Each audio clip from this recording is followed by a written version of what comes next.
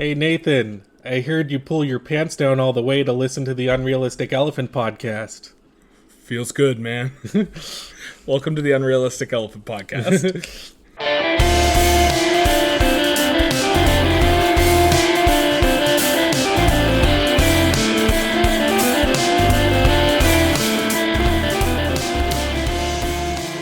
All right. We are back again. We and are about time too. Yeah, we are back. Same time as every month. I wish I had some sort of, I wish. It's funny, we start a podcast, and you'd think at some point I would develop some sort of charisma or ability to start an episode of the podcast, but every time it's like I've never spoken to these people before, and they're all... and when I say by all, I mean like maybe 100 to 90 people are just sort of standing there looking at me like, Yeah. what's your deal? And I'm like, oh, I don't know. I'm so scared. Yeah.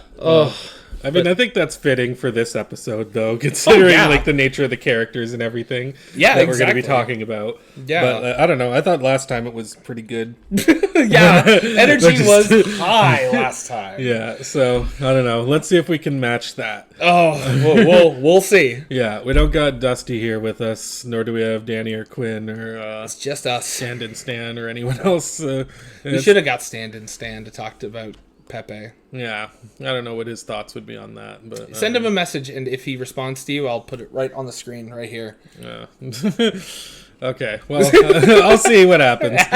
But yeah, so all right, we're here to talk about Feels Good Man. Yes, the documentary good. that I recommended. Man, it was. So you heard about this movie before? Where'd you hear about it? Honestly, scrolling through Tubi. That's where I heard of it.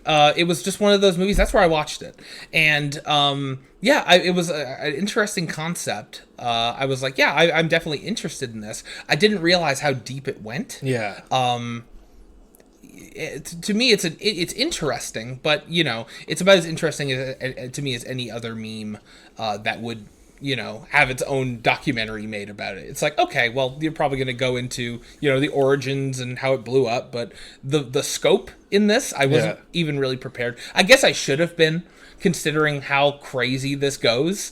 But still, it's a really interesting story. Yeah, and I do have a lot of thoughts on that. I think I first heard about this movie, I think that it was recommended to me by a big gay furry that thinks that sex with animals should be decriminalized, but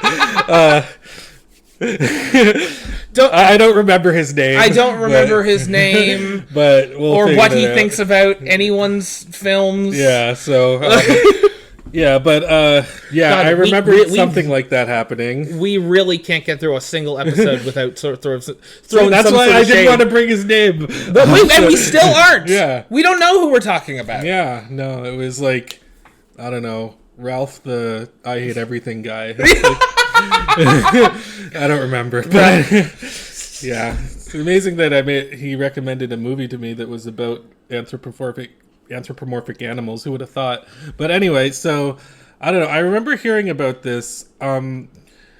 So how familiar were you with Pepe, just the character, like through the memes or anything like that? I was aware of Boys Club in a very vague sense. I had heard of it and I'd seen pages of it, and I was like, "This is funny, yeah, sure." And I knew of it after the fact of the whole Pepe meme. Yeah. So I became acutely aware of Pepe in my personal online spaces, probably around the time that the sad Pepe was starting. Yeah. I remember that. Pepe to me was always the sad frog. Mm-hmm. He was sad. He was disillusioned. He was.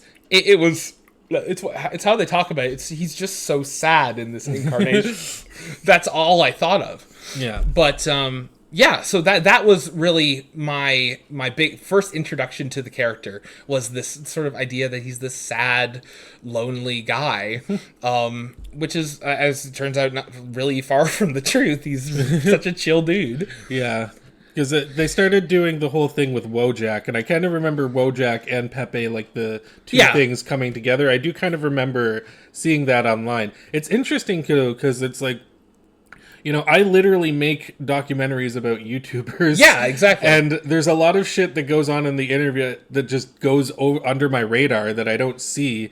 And like, I don't go on 4chan. I don't go on a lot of these message board sites. And so my knowledge for a lot of what like Pepe turned into and like how he was being used in different circles, I didn't even know that like, Trump and Alex Jones and all, because I'm not really that tuned into politics either. Exactly. So it's just like, I didn't know like a whole lot of this stuff. I knew Pepe the character. I think I knew Feels Good Man. Like, I think I've seen that. And then I've seen, the sad Pepe, like you're saying, like with Wojak and stuff like that. Yeah. I was actually more familiar with Feels Bad Man. At that point, they had changed it, so it was I'd never heard Feels Good Man. It was always Feels Bad Man. Okay.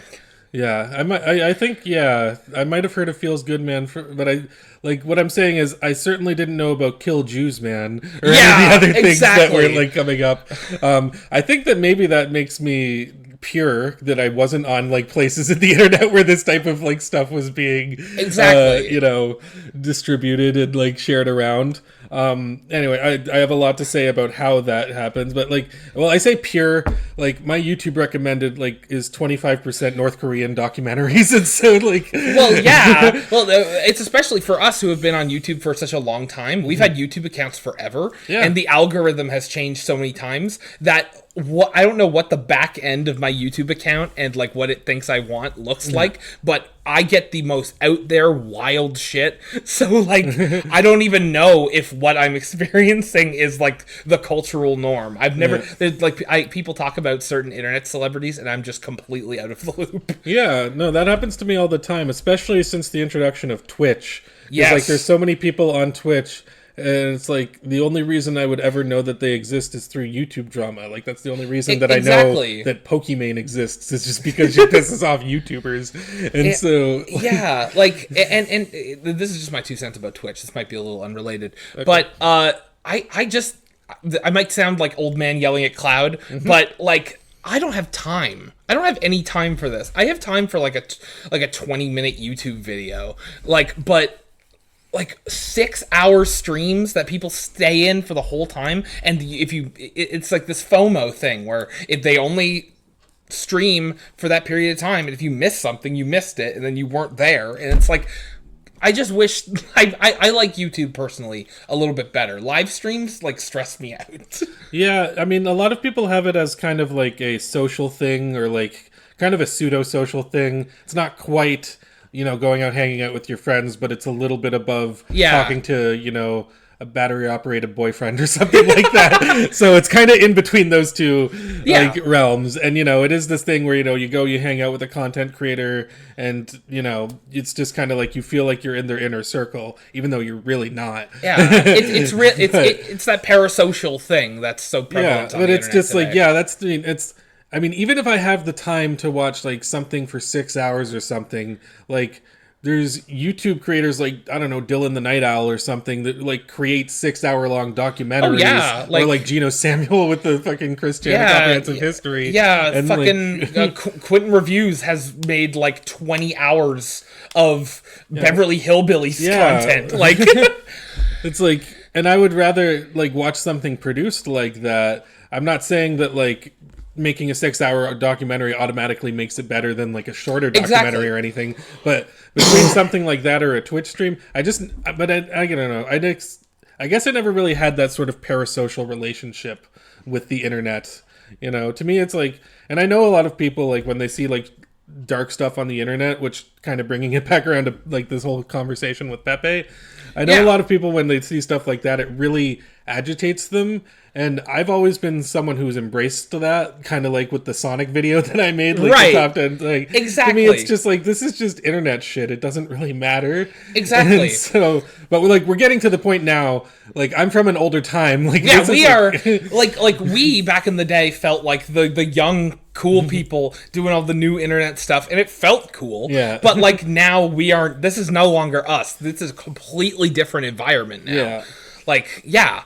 But, like, those image sites and, like, the 4chan sites did kind of exist, but I never really got onto, like, like when we were young, I think 4chan existed back then. Oh Like, yeah, for sure. Yeah, and then like, Metaker, and then like I think maybe on eBomb's World there was a forum, and on Newgrounds there was a bunch of like forum websites, but I never really got into that stuff. No, me either. Yeah, like I got into some forums, you know that. We should leave a paper trail because you don't want them to discover your old account and what I did to it. Oh my god! But, Oh, that's also bad. If we go back and look at that, oh sweet Jesus. Okay, now it's relevant. I used to be into Smash Brothers, and I wanted to be a professional Smash Brothers player when I was in middle school. Professional. Yeah. I was so sure I could do it, but I'm terrible. So you guys hacked my Smashboards account and like sent like Seek Hiles to everybody. What did you say again? Okay, so first off, we didn't hack it. You just left it. Yes, like not online. You logged in on our computer and you left it without. That was my mistake because I can't trust you fuckers. Yeah. And then we hacked it. We put a bunch of Nazi stuff on there, and so then I don't know. I think you called Brendan, and he got really pissed off. I was so mad. Yeah, he was the one who kind of perpetuated that, even though it was on my computer. But it wasn't your fault. It was our friend Brendan. But it's not like I stopped him or anything. Yeah, like I didn't know what was going on. I got banned from Smashboards. It was my one place I went on and talked to people. Because I remember after that, like, you retrieved everything, and then you're like, oh, it's okay. But then you got bored of the website, and then you're like, just do whatever you want with my account. And then we went on again and started trolling people. And so then we got banned again. And I think that's the reason that my and Dylan's old YouTube channel got hacked, because I think somebody from Smashboards probably figured out who we were, and then like kind of come after Dylan specifically. Oh my god! Because again, I was never the person who was like perpetuating that. I was just always good at like peppering in little good things to make it like so much worse. You're an idea guy. Yeah, exactly. But I have men of action. I'm a you're one of the higher ups who sits behind while the other people get their hands dirty. Yeah, exactly. Anyway, foot soldiers. Anyway, the point is that like I didn't really like interact with that type of world very much, other than purely for the point of trolling. Exactly. And we'll have this kind of like discussion, I think, when we go through the story of Pepe and how it starts as one thing and then totally turns into a different thing. Totally snowballs. Yeah. So, and another reason I wanted to recommend this movie, beyond just the story being interesting, which I think it is that I think in terms of presentation, this documentary goes above and beyond. Like, it's not just a case of like, okay, we're going to have candid interviews and then we're going to follow around people, which is what a lot of documentaries are. It's kind of switching between those two things. Exactly. And again, a lot of documentaries are really good, and I do like that kind of like style. Yeah, one of my favorite documentaries ever was Holy Hell, about a cult in California, and that's that exact format. Yeah, and it's just done very well. Yeah, and I can give a bunch of examples of things that are done like that too. But with this movie, they do that stuff, but there's also a lot of scenes with like animation, like full-on cartoons, or even just like when they're like going onto old websites like MySpace and stuff like that. Like, they animate the transitions and stuff like that. And again, I know that there are other documentaries, like, for example, I know Waltz with Bashir. That's a fully animated documentary. Oh, wow. And that one's pretty good. And I think that there's a few other documentaries, but have you ever seen anything like this in terms of documentary filmmaking before? When you mention animated documentaries, I think there was a show on Netflix called like Midnight Train. It was like Midnight Gospel? Midnight Gospel. Midnight Gospel. I'm mixing it up with a different show. Yeah. So there's a show on Netflix called Midnight Gospel, and that a lot of that has like interviews with people that are animated and put into context. So it's not exactly the same thing. Yeah, that's different. Like animating a podcast. Exactly. That's like the Ricky Gervais show. It's like the Ricky Gervais show, just a little bit more serious. But yeah, it's. There's definitely documentaries I've seen that have tried this. Yeah. Like, I think it's very popular with like Netflix has a lot of documentary series, and they want to do this sort of thing, but they can never quite hit that exact same like level of, I guess, polish, I should say. This one is it never goes too far. It's never like way more style over substance. Like, everything that's there is there for a reason, and it's not padding anything out. Yeah, it's very like quick. Like some of the animated sequences in this, I'd say, are like 3 seconds long. Oh yeah, and at most they're maybe a minute long. and it like I don't even know if they go up to a minute, honestly. Oh yeah. But like yeah, that's it's something where it's like it doesn't feel like it's trying to distract you from the subject and the story. It feels like it's adding to it. And again, if the story wasn't as strong as it is, then it would be something where it's like you could argue that, okay, well, this is trying to, turn it into something that it's not or like trying to, I don't remember the word. I'm blanking on the word. Help me, word. Find me, word. Find the word. Yeah, but it's trying to like, create like a bigger, or if it was trying to do that and the story wasn't interesting, it would be kind of like an artificially increasing like the importance of it. Yeah, exactly. Like, inflating the importance. Yeah, I think that was probably what I was looking for. I don't know. Yeah. But anyway, so I can cut around anything to make you nice and smart sounding.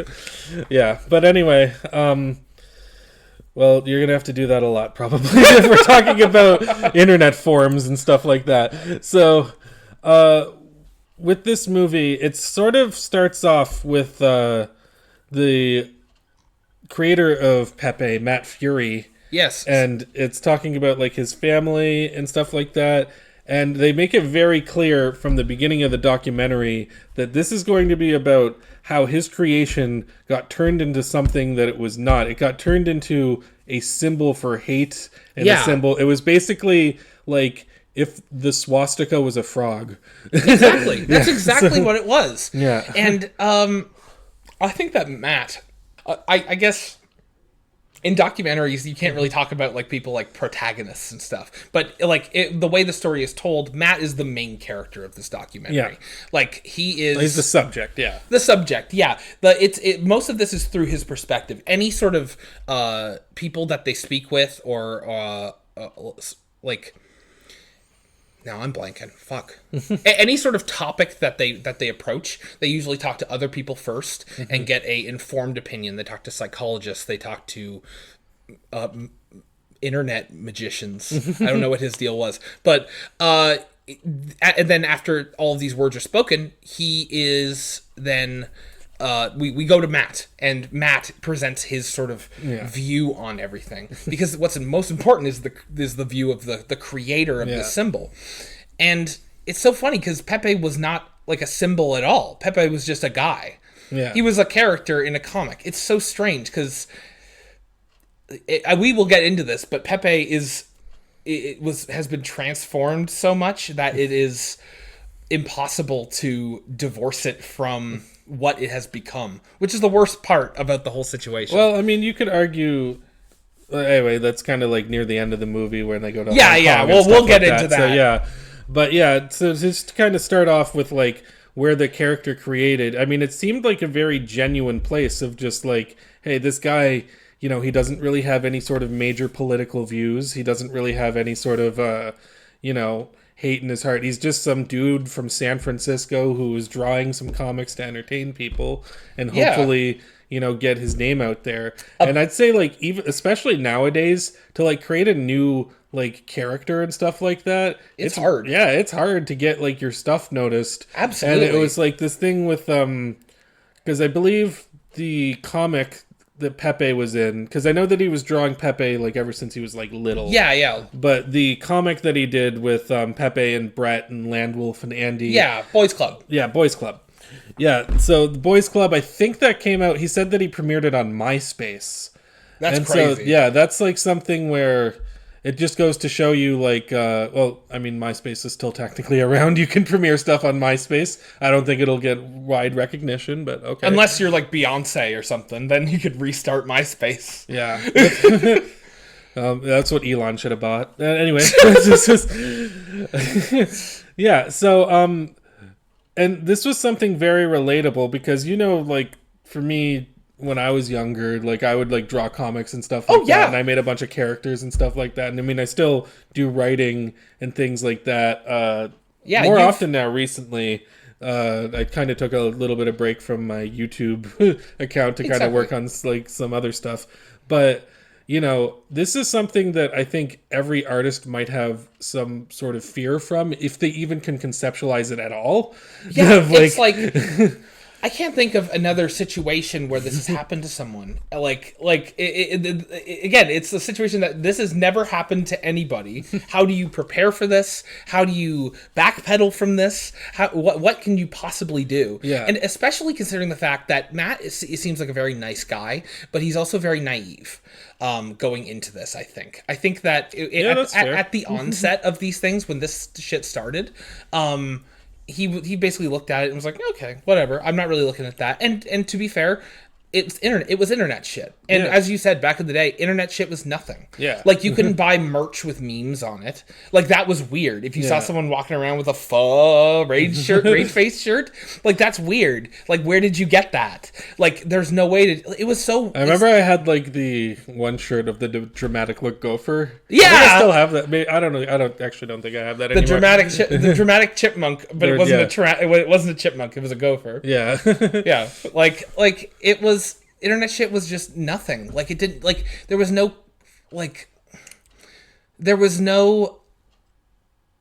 case where this breached the real world. Yeah. Until this point. Until, like, the point where things sort of broke bad. And it didn't really break bad for quite a while until, mid to 2010s and things like that. Yeah, it's interesting because, like, when we were on the internet, it felt a lot looser and more, like, wild in terms of, like, YouTube comments would just be this cesspool of hate. Oh, and it's like, now you can't even leave a hateful comment on YouTube. They'll delete it. Yeah. Or they'll hide it or whatever. And so it's kind of like the more censorship that was brought onto the internet, the more...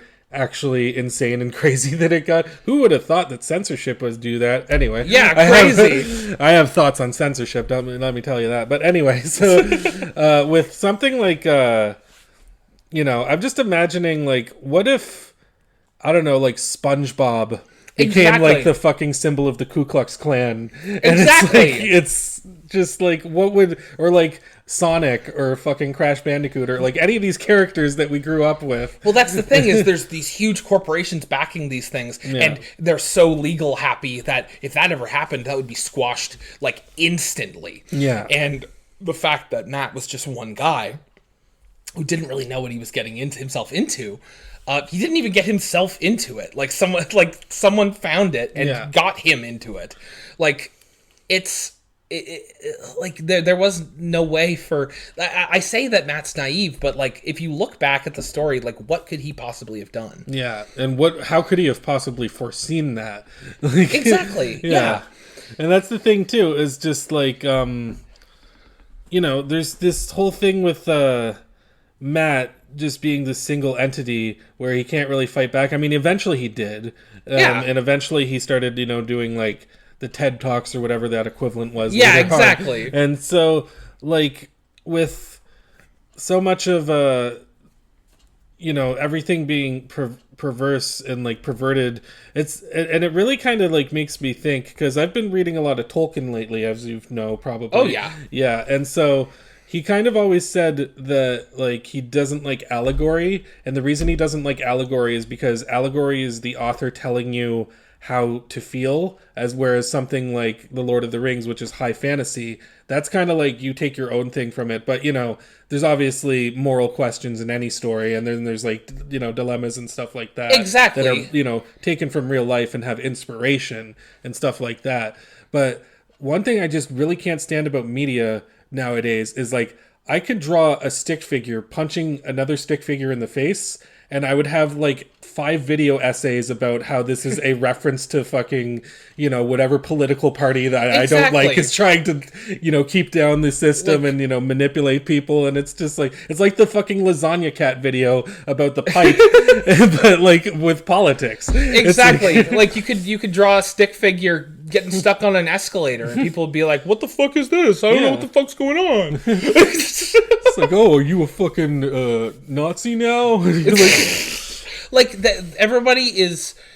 The internet now is a very scary place to be. I don't think that kids should be on the internet now in the same capacity that we were, completely unrestricted. Well, we probably shouldn't have been on the internet in the same capacity that we were. Exactly. This is not me trying to pull up, like, oh, you shouldn't do that. Don't do what I did. It's like, no, like, I am worse for this. Yeah. Like, my brain is fried. Yeah. Like, And it's, yeah, but I don't want to get too far into that, but it's this matter of 4chan. That is like a cesspool of people who have been allowed to unrestricted socialize with each other and form these opinions because they are all outcasts. Like everyone feels like an outcast, but these people like are people who have nothing, no jobs, no aspirations, no passions, no love in their heart,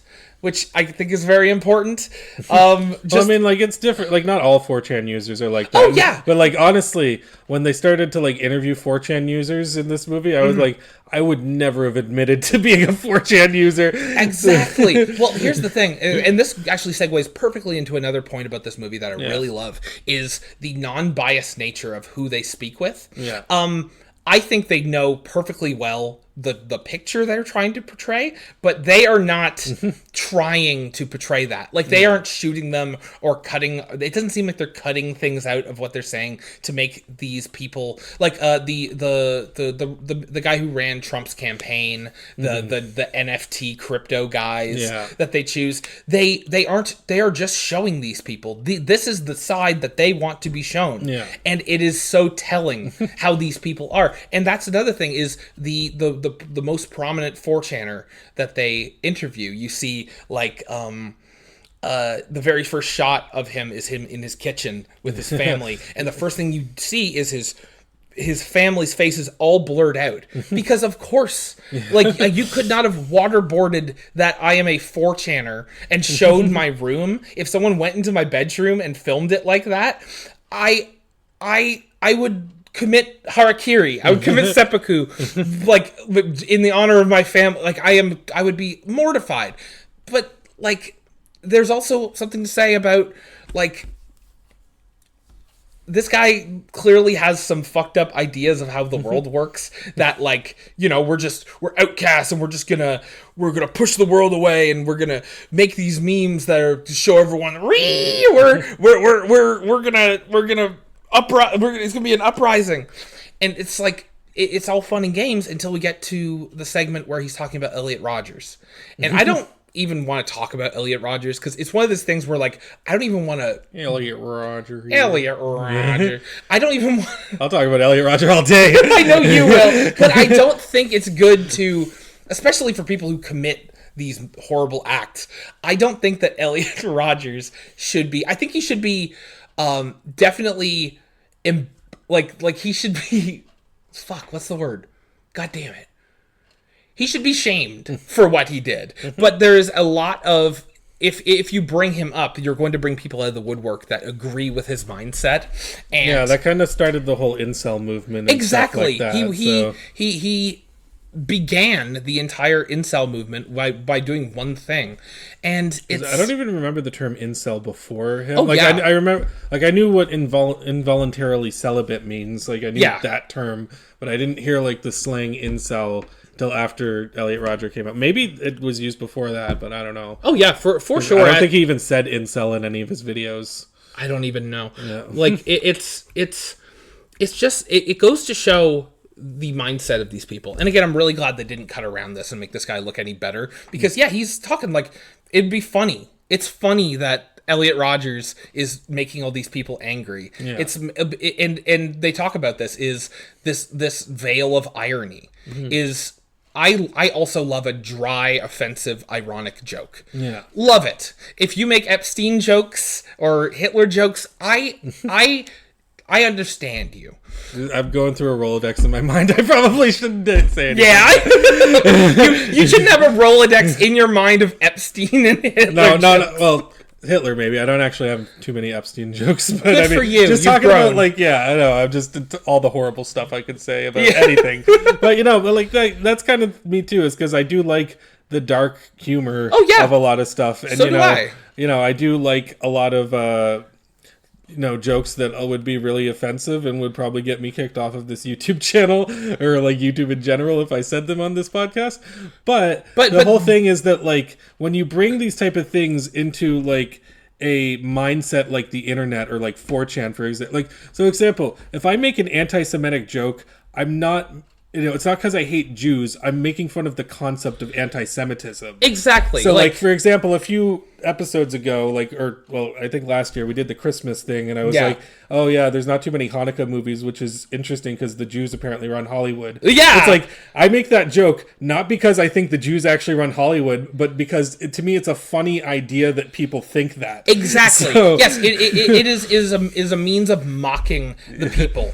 But the issue is that these people will latch onto anything. Yeah, that they use irony with this sense of, I'm just joking. I'm always just joking. Yeah. It's just a joke. You look ridiculous because you're mad about a frog. You're mad that I co-opted this frog and now it's my frog and now my frog is saying kill all Jews. I don't mean kill all Jews. Well, that would be horrible. I don't really think that the Holocaust didn't happen. I just think that the numbers are exaggerated. Like, it's this slippery slope of into alt-right and white nationalist ideology whenever you are trivializing the idea.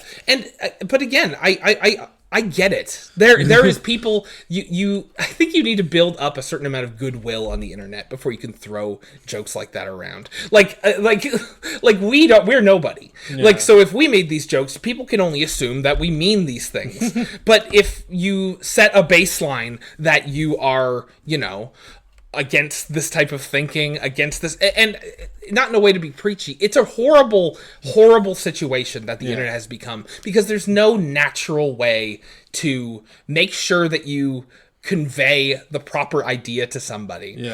And it's anxiety inducing. So the idea that Matt had all that taken from him and all of that irony applied to it, all this cynicism, and it's disgusting. It would leave a bitter taste in my mouth if my creations were turned into this, even if it was just a joke. It's against what the character means, I guess. Yeah.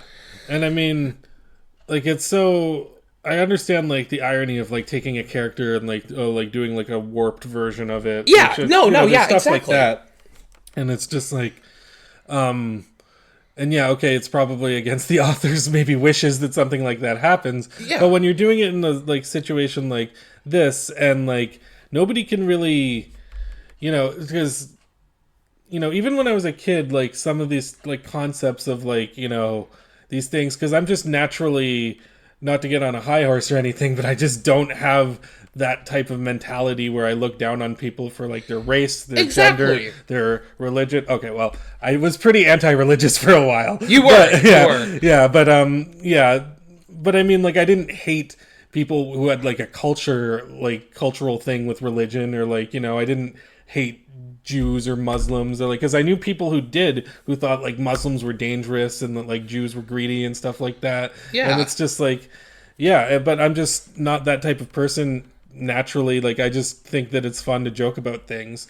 And it's this thing, though, where and this is something with the internet in general, the fact that it's brought us to, like, all these different, like, type of mindsets.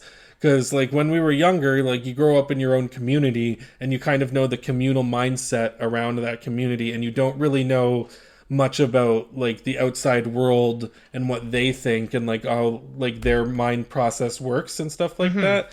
And then once you start to mix these things and on the internet, and you start to see the most extreme exaggerated forms of them, it starts to, like, I'm not saying that shouldn't exist. I think that it's good that we have, like, communication and we can use it, but the thing about that is that it's going to really muddy the waters for a lot of, because, like, if I make a joke like what I said in the, like, podcast I was telling you about, it's like, I'm sure some people would listen to that and think that I believe the Jews run Hollywood. Absolutely, because these people are always looking to find new people to co-opt into their movement. Yeah.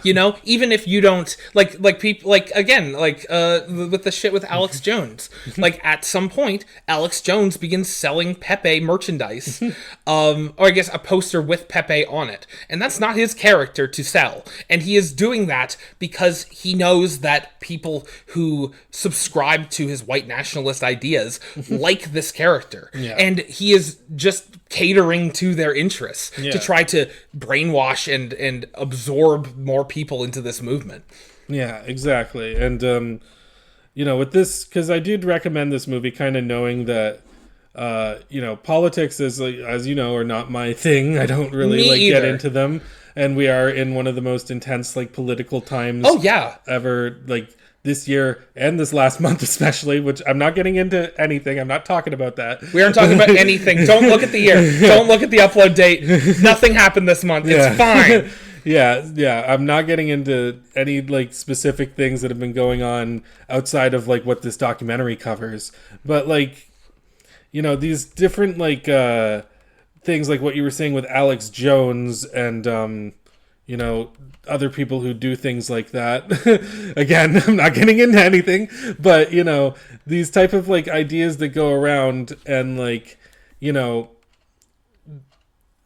idea, and this is what, like, if the inverse of this would be like in the 40s or whatever, where you would see, like, Donald Duck or Goofy, like, fighting Japanese like, there was a lot of, like, propaganda was propaganda for, like, the country and, like, stuff like that. But we've kind of reached this point where, I guess, in our timeline, people can create an image on the internet and it can be turned into the new swastika. And, that's, like, the thing too is that, like, the swastika was originally, I think, a Christian symbol, some sort of religious symbol. Yeah, and then it got, like, perverted, and that's how, like, Hitler got a bunch of people on his side, because, like, there was people in that religion that, like, followed that symbol, and they're like, oh, okay, there's he's kind of promoting a thing that probably has similar values that I do. Exactly. But with Pepe, it being a character and not just a symbol, it really is kind of a different thing. And that's what the movie kind of goes into a lot. It's like, this was a character who had a personality, he had friends, he had stories, and, the internet took that and just turned it into shit. Yeah, exactly. That's what they say. It's literally, when we get to the apex of the Pepe phenomenon, I would say pre-Trump campaign, where everything was being Pepified. I guess, like, you could look up anything, any single thing, and find Pepe, like, fucking, like, Serene Noir, Pepe, I'm sure there's something, fucking Slings and Arrows, Pepe of Paul Gross, I'm sure that there's something like that, like, and everything has been, and once the waters are muddied like that, once it has touched everything and the meaning of it changes, it is so hard to purge that from the community. All the, like, you talk about Matt's friend who got a tattoo of Pepe. And it's changed meaning. That's a huge part of the movie that I really bumped on too. Is like, that's horrible. That you get a tattoo of something that your friend made. Like, what if fucking Coach McGurk on my arm right now became like a fucking symbol for white nationalists? What if Coach McGurk's like, hey Brendan, just want you to know that the new Muslim kid, he's terrible. He's gonna kill everyone at school. Okay, Coach, I don't know. I don't know what I'm supposed to do with that though. Like, you need to get that guy in the Discord server who made those, like, home movies things. Oh my god, where come he is home. Now. Oh my god, come home. Hey, if you are on our Discord server, discord.com/ okay, fine, be that way, probably. It's probably not. Whatever, you can find the link on my YouTube channel. You go click around. Why does everyone always need links in the descriptions or in the video or whatever? Just fucking look it up. It's probably on Google. I don't know. You people are so whiny. But anyway, like, I think that Matt does a bang up job trying to contain this once it sort of flies off the handle right around the Trump campaign. I did not realize the scope that 4chan had during the 2016 presidential election. I guess it's one of those things that has been covered in articles and things like that, but this sort of goes really deep into it, and it really muddies the legitimacy of anything going forward. Yeah. Because it's layered in irony. Like, these people did not want Trump to be president. They wanted Hillary Clinton not to be president. It didn't matter who was president. Yeah. It was just whoever was hated the most. They were trying to... It was trolling. Yeah. Again, you talked about... I remember getting banned off Habbo Hotel with you. We trolled in our day. We told people to get out of the pool. Yeah. It was harmless. But at this point, that was when this trolling stepped into the other world. Yeah. And once it crossed that boundary, that clear boundary where now the government is being run by someone who was elected mostly because of memes created on 4chan is horrifying. Yeah. To be... I don't know if I'd say mostly, but that's a huge chunk of it. A huge chunk. At least how this is presented. Yeah. It's horrible. It's horrible to see this sort of thing happen. And it doesn't give you a whole lot of hope. Whenever you see something that like this can be co-opted so easily, I guess. I mean, it does, and it also doesn't for me, because I feel like a big part of this movie and a big part of my emotional response to the movie was that I actually grew to kind of love Pepe. Oh, yes. As I was watching this, I'm he's a cool guy. He's kind of like a self-insert of Matt Fury. Absolutely. And, I kind of, I like the art style. And, I've always kind of liked Pepe, the design of him. But, this really, this makes you understand, and it makes you kind of feel bad, not just for Matt, but, for the character, who's being, it's this weird kind of thing I find where for me personally, I watched the movie and it's I actually am kind of a fan of Pepe now. I kind of want absolutely. Actually, a little while ago, I saw a Pepe Pikachu cross breed stuffed toy, and I've always really wanted to get that because I thought it was amazing. It was it from behind it looks like a green Pikachu, then you turn it around, Pepe face on it, and so there's so many things, and I know that they did do. The fact that there's that there ever was official Pepe merchandise, it kind of was strange to me to even think about that, because to me he's just such a presence on the internet.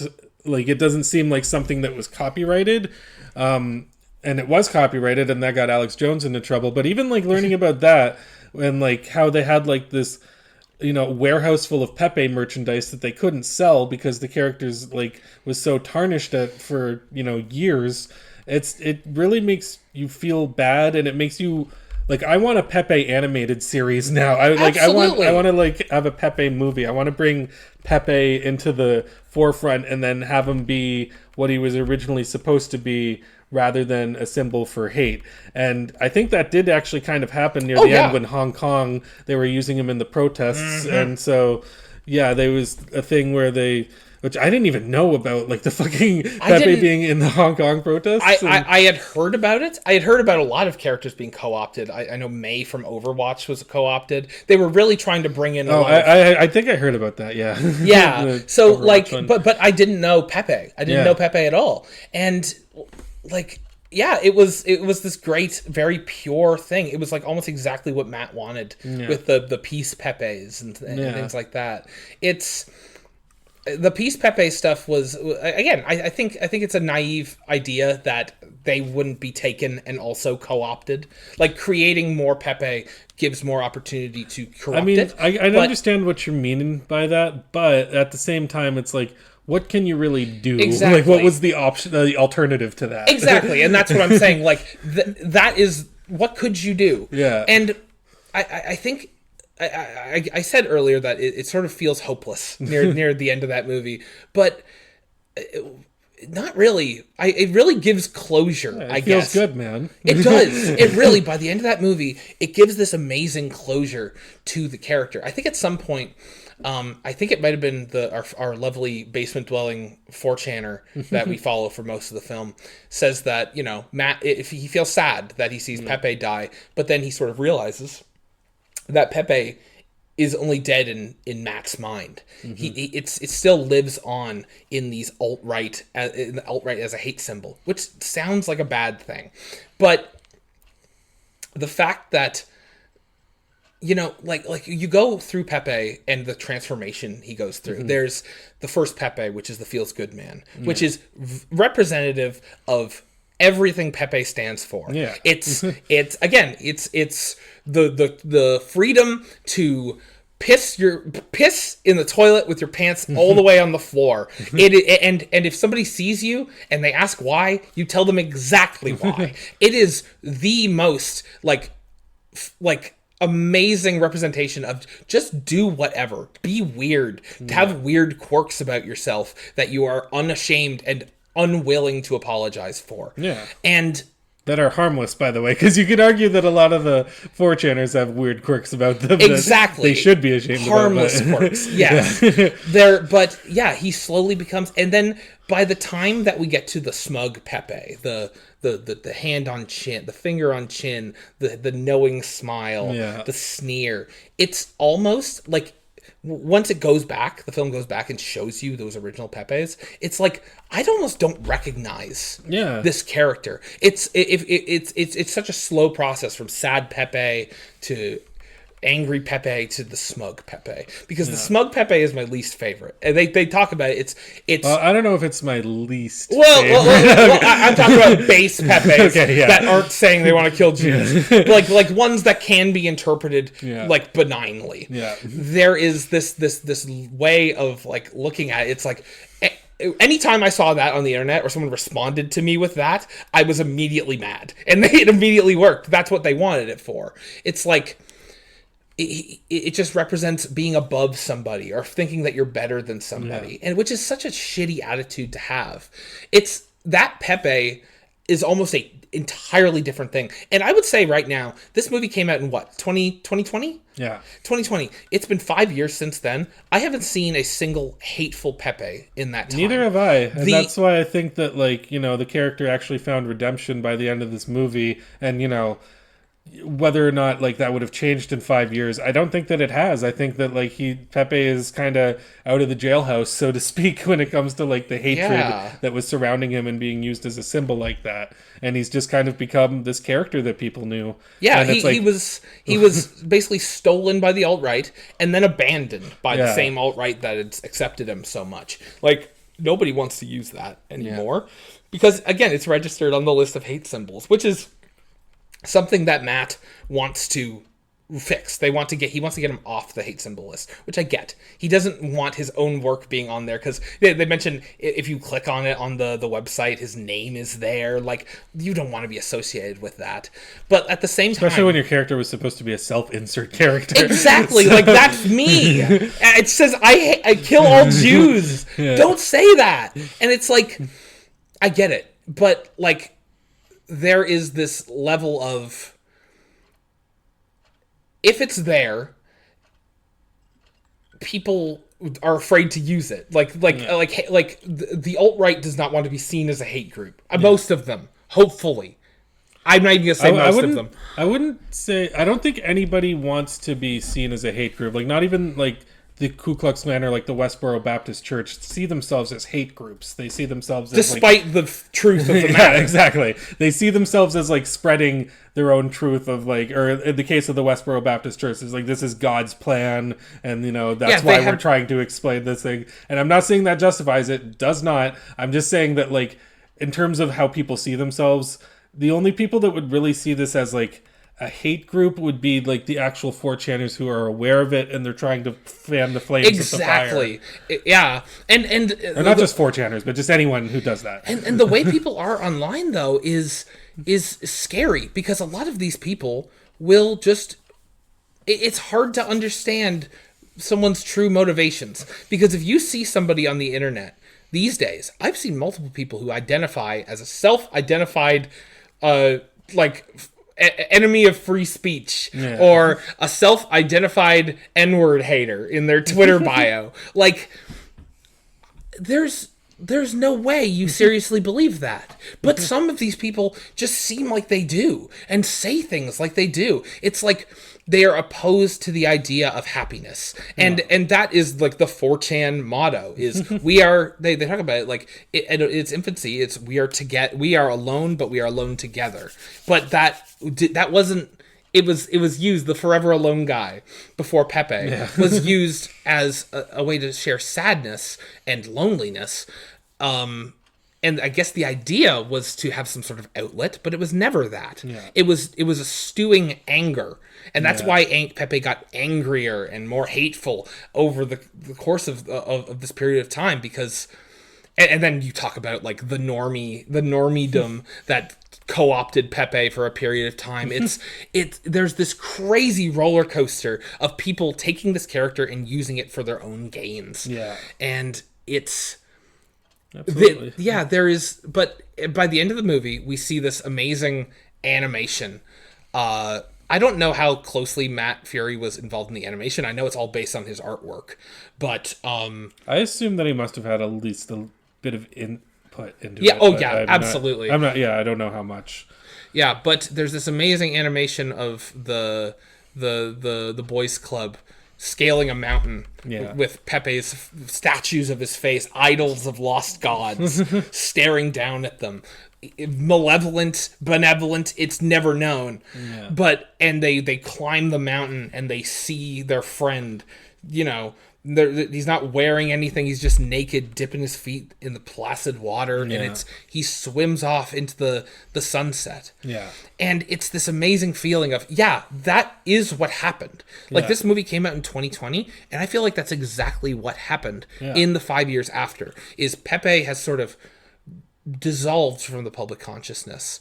And I think he's still well known, though. I still see Pepe sometimes online and stuff like that. Yeah, so. But not nearly to the degree that he was. Oh yeah, no, he's not being spammed everywhere. That's exactly the difference. Yeah. Like when you're when a meme dies like that, I almost think it's better because like then it's remembered more fondly. Yeah. Most people don't remember the hate or the like. I think in 15 years, people look back at the Pepe phenomenon and remember the crazy period of 5 years where he was a hate symbol. Yeah, because I mean I've had that kind of reaction with memes before, like Fantabulous Superpowers or whatever that He-Man one is. Yeah, when that came out I'm like, this is the dumbest thing ever. I hate it. Now I actually like it, like the yeah. So like I don't know, there is kind of like a shelf life to memes where it's like, I think when it comes out and then people are spamming it everywhere, it's annoying. And then whenever you have some distance from it and then you go back and reflect on those things, it's like,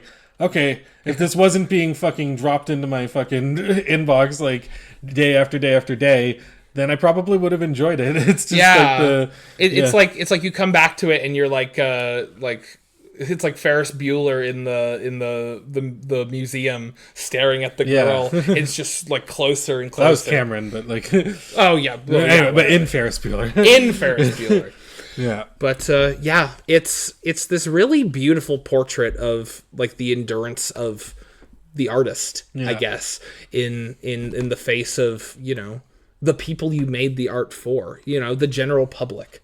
He didn't make, like, he's a children's artist. He's someone who, the picture of Matt Fury that's painted here is, he's a really genuine, nice guy. Yeah. He is kind and he's a father. He appears to have a very loving relationship with his family. Yeah. And he's just so incredibly kind, and you feel for him because this isn't what he deserved at all. But by the end of the story, it really feels like he got exactly what he deserved. Some peace, he went through a trial and he was able to surpass that and move past it. Yeah. He feels like he has a lot of peace now, Yeah. He's out there living in Kekistan so peacefully. No. Yeah, he moved to Kekistan. God, the Kekistan shit was like my least favorite shit about this 4chan, just because the flag is over-designed. Have you ever seen a flag that looks like that? No, I guess not. I hate the Kekistan flag. Whoever designed that shit, fucking back to the drawing board. It looks terrible. Back to the old drawing board. Back to the old drawing board. Yeah, but I mean, it makes it feel bad for, like, not just Matt and the character, but you feel bad for his family, you feel bad for his friends, you feel bad for the artist community, because like he was inspiring other artists and stuff like that too.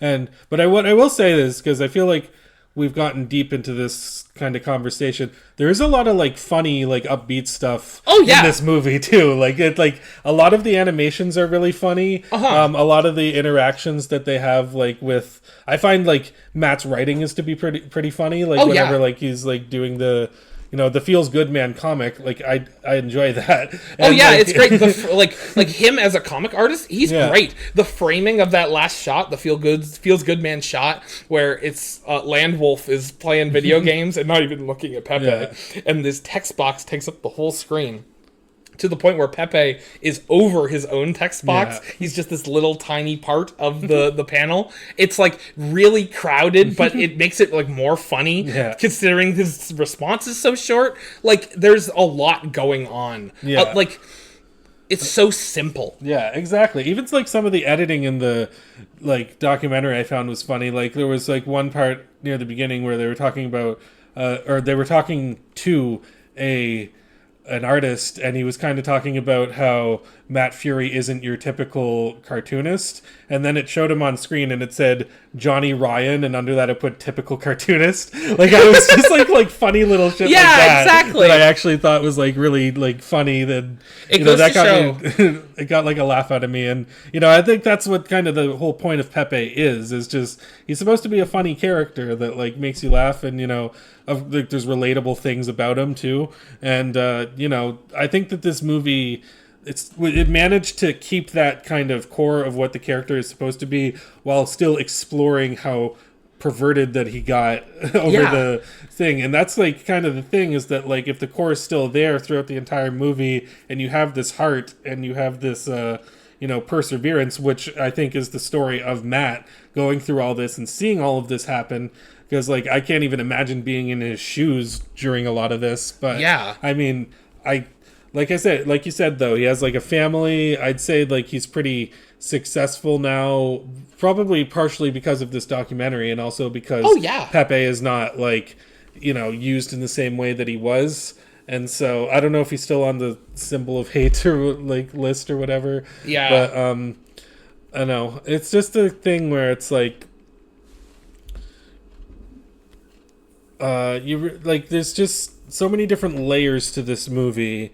In terms of its narrative, and I say narrative in the sense of like, okay, yeah, it's not like a scripted thing, but you know, documentaries still tell a story, and so like, with the narrative of how this all plays out, I feel like there's a lot of things to like. I just find this is a very layered movie, despite the fact that it's like 98 minutes. It's about a cartoon frog. I don't know if it's 98 minutes, but it's like something. It might be 88 minutes actually, but it's like this short movie. It's about a cartoon frog. It goes into a bunch of stupid internet shit, and it still manages to be quite profound in the way that it kind of like, you know, you figure out about this stuff. So like it's absolutely. Yeah, the way that it's presented, like we've said, is really good. I also really like the score for the movie, which I felt like, whenever they were like showing like really intense stuff or like really happy stuff, like it was really, you know, playing into the mood of what they were trying to go through without feeling manipulative. There was probably my best piece, and like combining the score with how well the movie is edited and presented, because a lot of this stuff is online, and there's only certain ways you can really present this. And one of my favorite segments was probably the Pepe yell at the the Pepe yell at the Hillary Clinton rally. That's really hard to say. And it's cutting in between the speech and people posting on 4chan simultaneously as the speech is happening, and it's really frenetic and it feels very chaotic, and it sort of sells how crazy the shit is going off the rails. And it's one of these really great examples of how editing is so important, especially in documentaries like this, because you want to make sure that you are telling the story you want to tell, but are being as unbiased as possible for the most part. Well, I mean, like, every documentary has like, people just by nature of wanting to make a documentary on something obviously have thoughts on the things that they're making documentaries about. Like you cannot make a movie about Pepe the Frog and the hate movement that was behind him without having some thoughts on it. Yeah, exactly. Because if you just didn't care, then you wouldn't be making a movie. So it's exactly. Or if you think it's like an irrelevant conversation or whatever, it's not important, then you wouldn't be making a movie. And that's the thing is like all documentaries. I don't think that there is such a thing as like no bias.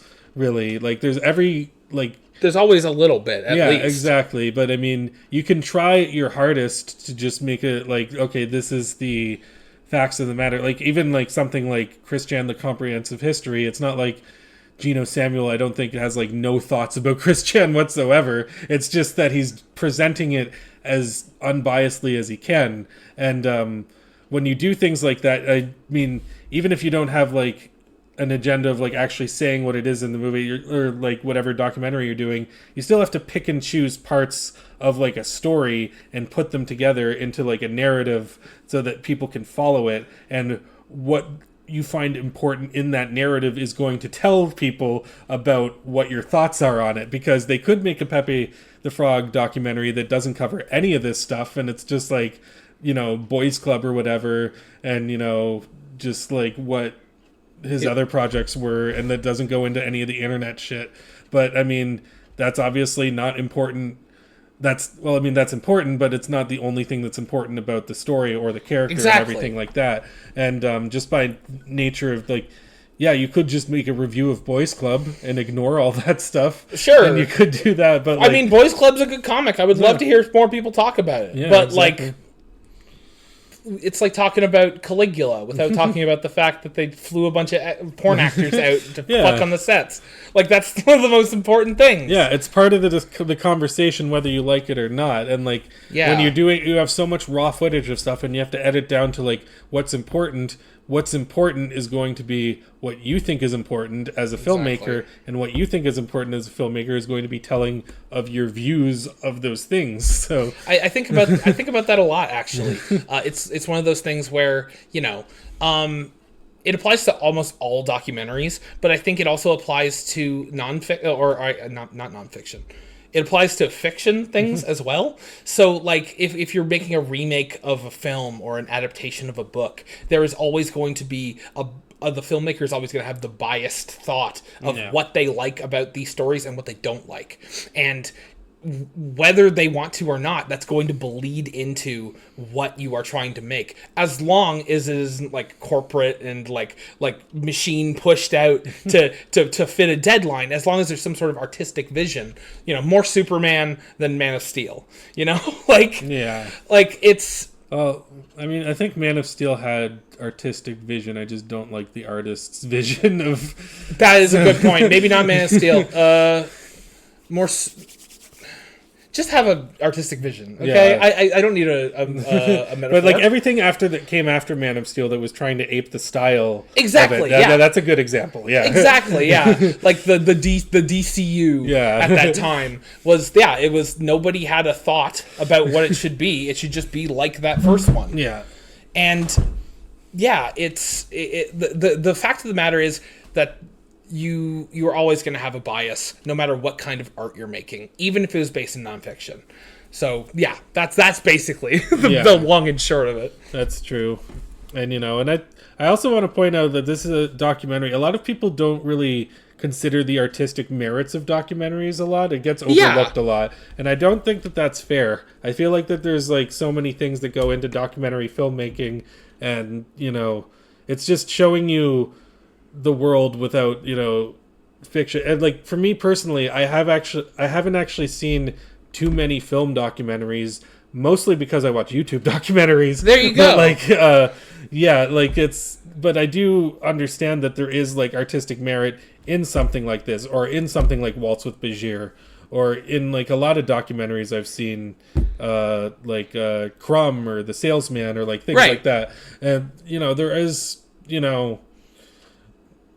it's not easy to make this stuff. And, I think there's kind of like a stigma against them in a certain way, or maybe not a stigma, but just less of an interest overall as like a society. Because like, I guess it's I guess my theory of it is that people are more inclined to go to like a written scripted nonfiction film than a documentary, because they figure that a something that has been written and curated would be more interesting than a real life story, when in reality most of the shit that happens in the real world is crazy. Like the insanity. Everything that happened to Matt Fury is crazy. You could not write this shit.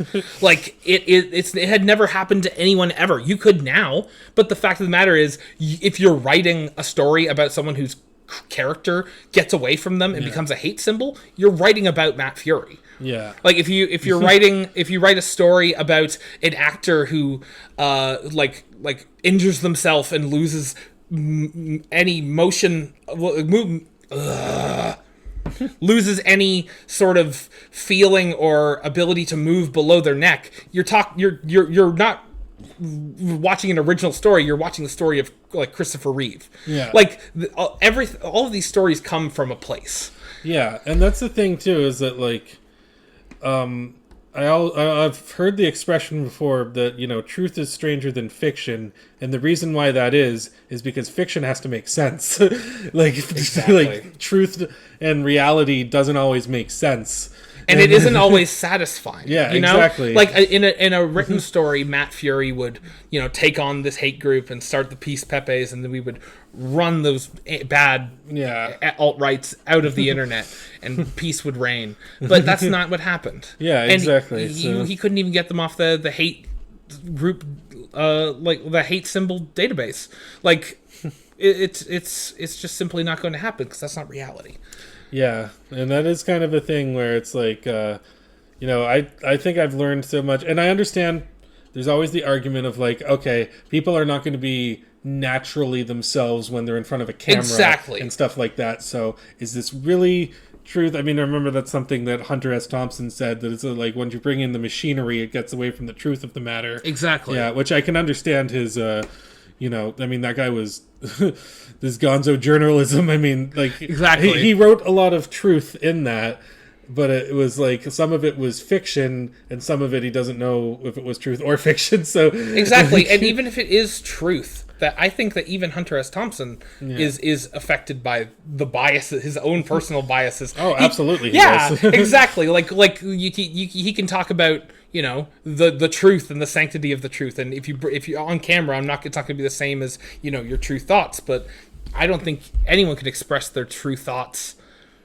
without any filter. I think that there's this thought of, well, I mean, I think you can, but like, you know, your thoughts always change, and your thoughts always like, you know, evolve as you learn more information about things. Or at least mine do. I know a lot of people that's not the case. Well, they'll just see something at face value and then just like, okay, that face value thing's what I'm going to run with this whole time. And the face is Pepe. Yeah. So like, I understand like there's that, but like, yeah, it's just the way that the human mind works, I think. And, you know, this is kind of getting into like philosophical territory of like, you know, what is truth really? And, you know, what is like, you know, because, you know, that's the thing too, is like our mind often lies to ourselves, and even like our memory is corrupted by the way that we see things. And that's something like even childhood memories that I have that I remember vividly, if I would like go and watch them on like a video camera or something, that probably wouldn't be exactly what I thought they were. Oh yeah. Just because like that's just how the mind works, is that we adapt things to ways to, you know, so that we can make sense out of them and process them. And yeah, man, we are really going off on a fucking tangent, but we really are. Well, that's the thing, is when you bring up this idea of divorcing art from the creator and what it becomes afterward, and what the true meaning of art is, that's really it. Yeah, that's the core of it. You know? Yeah, and that's another thing. I'm glad you brought that up too, because I was going to say about the movie too, is that like there's always, whenever you're an artist, there's going to be a level of disconnect between what you make and how you want it to be perceived, and then how it's going to be perceived. And like, you as an artist are not necessarily 100% responsible for how people take your art, if they take it the wrong way, or if they take it a certain way. But in a case like this, where it becomes totally perverted into something that it was never supposed to be, and then you speak up about it, and you do your peace Pepe things and stuff like that. I mean, there is still like a level of, I guess, I wouldn't say responsibility, but accountability. Exactly. Yeah. So, like, because the way I think it is very simple. Is this Pepe is taken as this hate symbol. It's hate symbol. Hate symbol. Blood symbol. Pepe is taken as this hate symbol, and Matt has the power, the legal ability to stop it. Yeah. And he doesn't immediately, and that's why I sort of think he's naive. But the fact that he does that is his power. Like, he can't control what people think about his art, but he can control how it's used. He owns it. Yeah. So the fact that he owns that copyright and he owns the rights to this character, it's a no-brainer that you see your character being perverted into this symbol of hate, and you stop that, and unless you are into it, which he clearly wasn't. And so that is the most important thing, is you are not responsible for what happens to your art, but you're responsible for what accountable, I would say, is the word. You're not responsible for what happens to your art, but you are accountable. I like that. That's and that's something that I think is good for a lot of artists to like kind of because there is a lot of things that do get perverted from what they were supposed to be originally, and I'm not talking about an extreme case like this, like Pepe, but like I mean, like there's stuff like you just see the nature of like how characters evolve over time. Like a lot of people, when they think of Mickey Mouse, even they think of this happy-go-lucky like ha ha like type of thing. That's not what Mickey was originally when Walt created him. He was kind of like a badass, and he was kind of like kind of like an obstinate person, like figure. And so there's this. But now, like, Mickey is kind of like a brand logo for Disney, and they need to make him be like the safest thing imaginable. Often just like worn down to a silhouette. Yeah, like it's absolutely just a symbol now, and that's sort of what the simplicity of Pepe let it become. Yeah. But again, without any sort of. Without Disney would never let Mickey Mouse become a hate symbol because they have the lawyers. Matt couldn't stop. Well, now they're doing the freaking Mickey Mouse horror movies, the Steamboat Willie ones. Oh yeah, yeah. So that's that trend got old quickly. When the first Winnie the Pooh, Blood and Honey came out, I kind of was like, oh okay, it's a middle finger to Disney. I can get behind that. And then no, like this has become a trend now, and I'm no. Yeah, no, that's enough. Yeah. So it's like, it's do you have any other like I guess immediately thoughts on Feels Good Man? No, I think I've said my biggest piece. I think it's a really well put together piece of like history. Of internet history. I think a lot of this stuff is cataloged on the internet a lot better sometimes. And I'm sure I haven't seen anything. I think this is the best way that this story has been told to me so far. Yeah. And I can't say the same for any other documentaries about it online. I think a lot of people online are very intimately aware of this story, but I feel like having Matt on and talking intimately about his experience over the whole course of everything that happened with Pepe, it's a really great insight, and the way that it's presented is fun. It's magnetic. It makes you want to keep watching just because of these great like animations, sort of like deconstructing Pepe as like a concept. And it's a great introspective look into how something so simple and so fun can be twisted so easily. Yeah, exactly. And this is definitely one of my favorite documentaries of all time. It's certainly one of my favorites like within the past 10 years or so. Because it is so layered. Like we're having kind of like in contrast to the Caligula discussion, which is just like us just being dicks. Yeah, which was great, but I mean we were able to have like kind of like a deeper philosophical point now that because of the way that the movie was presented and what it gave us to work with. And so I wasn't sure how we were going to follow up the Caligula discussion. This is a weird way to do it. But no, I think it's a good way to do it, because it's like we don't need to like try to top ourselves or like try to make us watch something else that'll get us the same extreme reaction out of Caligula. Because we pretty much plateaued. Like, holy shit. It's kind of like what John Waters was saying after he made Pink Flamingos. It's like, I don't want to make a movie that tries to be more disgusting than Pink Flamingos. I don't want to just try to outdo myself. I want to try to do other things. And so, it's like, something I've written down, which I think is a good point, is near the end of the movie, they say, what's more worthless than cartoons? What's more powerful than Mickey Mouse? And I kind of feel like that's a good point that they make about, a lot of the stuff that we think is meaningless. Because again, going back to what we were saying earlier, like when we were on the internet and we were younger, this type of stuff was just meaningless to me. It was just internet stuff. Yeah. It was nothing to like fucking write home about. I never told my parents about it. My parents never knew about it. Yeah. Like they couldn't have. Like, it was never on the news because it didn't mean anything. Yeah. Until it did. Yeah, exactly. Yeah. And, we live in a very different time now. It's kind of crazy, honestly. Now I feel like I'm thinking back to 2006 or whatever when I first started. Well, no, I was on the internet before that, honestly. But when I think this Pepe stuff took off, I don't know, was it 2003? 2000. So he was created in 2005. Okay, yeah, so around that time. But it's an interesting kind of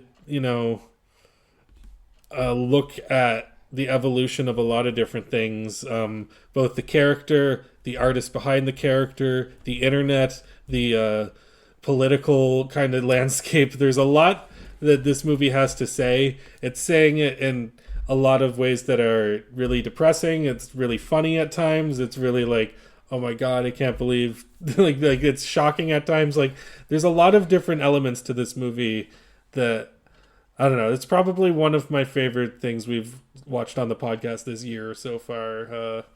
Yeah, I would say. Yeah, very, very, very. I love the change of pace. Yeah. Watching something that almost teaches me a whole lot about, I don't know, it sort of taught me about certain ways to look at art, I guess. I always love watching movies like that like things like Holy Mountain, that really make me think about how I engage with the art I consume, even if it's cartoons about frogs' asses. I think the fact that it is cartoons about frogs' asses and stuff like that is what it's kind of the entry point. It's the same thing with like something like South Park, where it's just like it's scatological cheap humor that's making some of the best political points that have ever been made by any sort of artist. So it's just absolutely it's good political points being presented in a very easy to digest way. Yeah. Anyone can watch cartoons. That's why they're worthless. Yeah. Yeah. But, again, what's more powerful than cartoons that fucking, really stick with us in our subconscious? And that changed the world. Yeah. Pepe did change the world, whether for good or bad. Yeah. History has yet to determine that. Yeah. Like, he's still around. I still see him every once in a while. And Pepe, to me, sort of feels like he does at the very end of this movie. It's very zen. I often picture him just in a state of nirvana, like he has seen the worst, he has seen the best of humanity, and he chooses to watch and look over us. I like to watch. Going back to being there. Okay, well, there we go. All right, I think that's a good way to wrap up the discussion. So, man. Yeah, so check it out. Feel good, man. Feels good, man. You can watch it on Tubi, at least in Canada. I don't know about in America. Sorry about that, if you are in America. That sucks. Yeah, it sucks for more than just that reason. Yeah. But we're not getting... I made it almost the entire podcast without saying something offensive. Anyway, I think that's a good way. That's the perfect way to end things. It's a pain in the neck, isn't it? Yeah. Okay, it's your turn to recommend something, so recommend away. Okay, one moment. That moment, thunder will strike, and it'll be like, woo! It's gonna be great. All right. Yeah, I'm definitely gonna do that. It's the spooky season, everybody. At the end of Cinemassacre's Monster Madness. the Unrealistic Elephant Podcast, Monster Madness. Did you see that video on the Cinemassacre channel the other day where it was like James and Mike talking about the Haunted Mansion ride? What? Yeah. God damn. They got another discussion video with Mike again. So. We got Mike back. Yeah. Good. It's good to know that he got the artist of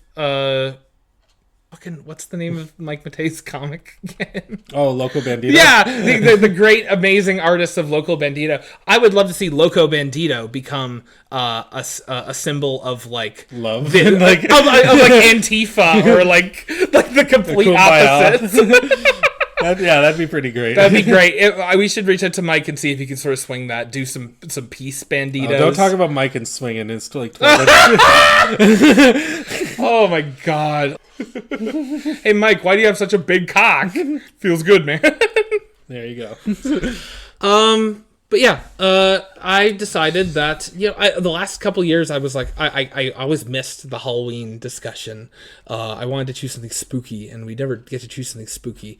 And I looked through all of the movies that I wanted to still watch, things I haven't seen in a long time or I haven't seen at all. I was like, okay, I really want to do something classic for this October. Okay. And so I went through all of the big ones. I was looking at Rosemary's Baby. I was looking at The Thing. That's one I've still never seen. Jaws. And I was like, Jaws isn't like supernatural enough. It's scary, but it's not spooky. So I decided to choose one movie that, again, I haven't seen. I know it's one I want to give. This is a gift to you. Okay. The movie I chose is Brain Dead by Peter Jackson. Oh, that's right. You still haven't seen that. I still have not seen Brain Dead, and I think it's time to fucking watch this movie and talk about it. Yeah. Yeah. Okay, I mean, that'll be cool because I just went to New Zealand and I saw the house, so... That's awesome. Yeah, exactly. That's exactly what I was thinking of. So... Oh my god, I was just killed by the Brain Dead... Okay. I don't know what happens in the movie. I've never looked it up. Well, you're going to be... It's way worse than what you think, if that's what you think it is. But, yeah, I do want to say, I believe that Brain Dead is on YouTube. Okay. I would say if you can find it, watch Brain Dead and not Dead Alive. Yes. Because there is more of the... there's a little bit of cut footage from... I mean, Dead Alive, it's not like a bad cut, but I just like seeing the whole thing. Exactly. Like I wouldn't want like 5% cut out of a movie that I want to like. So, yeah, I think that's what I'd like to watch. Awesome. So yeah, Brain Dead. If you've never heard of it, don't look anything up about it and just go in blind. We should probably mention we're talking about the New Zealand movie Brain Dead. Do you remember what year it's from? Because the reason they called it Dead Alive in America is because there was already a movie called Brain Dead. So I mean, I believe it came out in 1990. Okay. So if you're looking for Brain Dead, it's probably going to be that one. Hold on. But I mean, it's just fucking Peter Jackson, Brain Dead, Lord of the Rings. It's not that hard to find. 92. 92. Okay. Yes. So Brain Dead, 1992, directed by Peter Jackson. He's best known for Meet the Feebles. Meet the Feebles and The Lovely Bones. The Lovely Bones and what was the other one he did?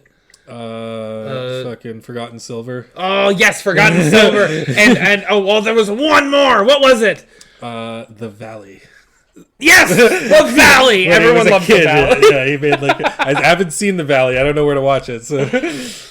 Oh, okay. Forgotten Silver is actually kind of cool. It's underrated. It was like a TV movie. We both watched Forgotten Silver, and then we just reviewed that instead of Brain Dead. We watched Forgotten Silver, and we said, fuck Brain Dead. Yeah. Oh. Yeah, but he also, worked on one of the greatest movies ever made, Jack Brown Genius. Yes! So, which had the guy from Brain Dead in it. Really? Yeah, that was like...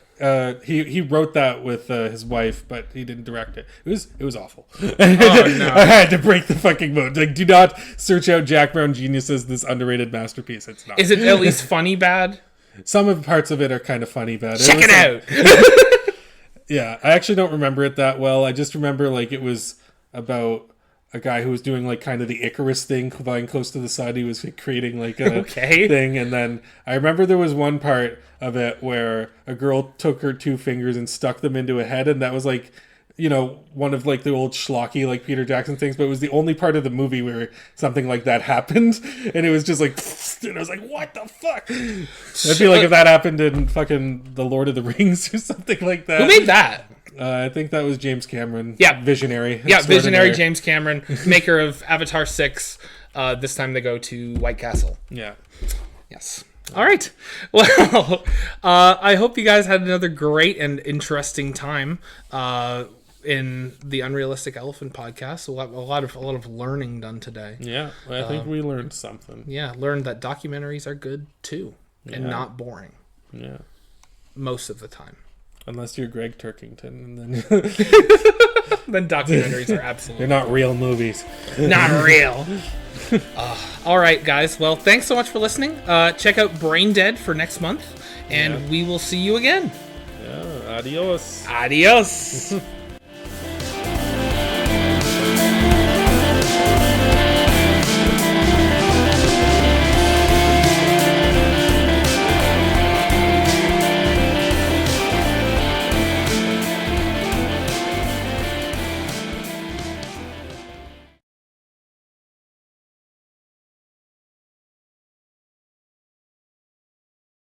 Oh, we can go see Fuck Toys.